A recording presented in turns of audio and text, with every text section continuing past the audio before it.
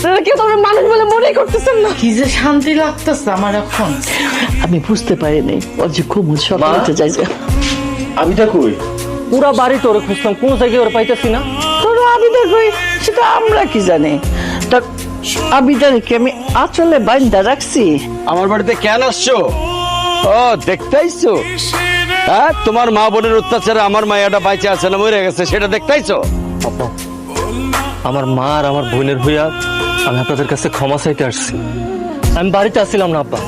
আমার মা আর বোন যে আবিদের সাথে এমন একটা কাজ করব সেটা আমি বুঝতে পারিনি। আমার শাশুড়ির দেওয়া কলম সে কলসিটা ভাঙ্গা ফেলালি। আমার পেটে অনেক ব্যথা করতেছে আম্মা। ঢং করস ঢং না, নাটক করস। আর মা, আপা, তোরা কি মানুষ নাকি অমানুষ?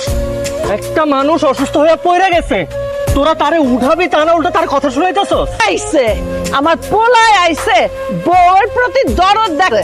কি সব উল্টাপাল্টা কথা কইতেছো মা? একটা মানুষ পড়ে গিয়া ব্যথায় কাঁচাইতেছে আর তোমরা তারা নিয়ে মজা দেখতেছো? মুখ সামলায় কথা ক। একটা বাইরের মেয়ের জন্য তুই মায়ের সাথে এইভাবে কথা বলতেছস? কে বাইরের মাইয়া? আবিদা কোনো বাইরের মাইয়া না। তুমি কি ভুলা যাইতাছো? আবিদা আমার বউ। ডাক্তার সাহেব, সবকিছু ঠিক আছে তো? আসলে সবচেয়ে বড় সমস্যাটা কি, উনি অনেক দুর্বল। দুর্বলতার কারণে মূলত এই সমস্যাটা হয়েছে।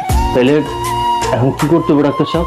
এখন নতুন করে আর কোনো ওষুধ দিচ্ছি না, পুরোনো যে ওষুধগুলি ছিল ওগুলি চলতে থাকবে। নবাব জাতির এখন রেস্ট লাগবে। বাচ্চা কাচ্চা যেন আর কারোর হয় নাই। আমি এই বয়সে এখন এই সংসারের হাড় ভাঙা খাটুনি খাটুম? মা, ডাক্তার তো খারাপ কিছু বলে না। আর আবিদা যে অসুস্থ, এটা কি তোমার চোখে পড়তেছে না? হ্যাঁ ঠিকই। তুমি আমার নিয়ে কেন চিন্তা করতেছো? দেখো, আমি এখন সুস্থ আছি, আমার নিয়ে তোমার চিন্তা করতে হইব না। আমি ঘর সব কাজ করতে পারবো। আরে আমি কি করুন? মা সবসময় তো ভালো এরকম করে, এগুলো তো আমার সহ্য হয় না। আর শোনো, মার উপর তুমি রাখ। মা, ওই মা বুবুর অসুস্থতার কথা শুনে আব্বা অনেক অস্থির হয়ে গেছিল, তাই দেখতে আসলাম। বুবু কেমন আছে মা? ওই মা নবাব জাতি তো শুয়ে শুয়ে রাজভোগ খাইতাছে, আর এই বয়সে আমার মারে দাসী বান্দির মতো খাটাইতাছে।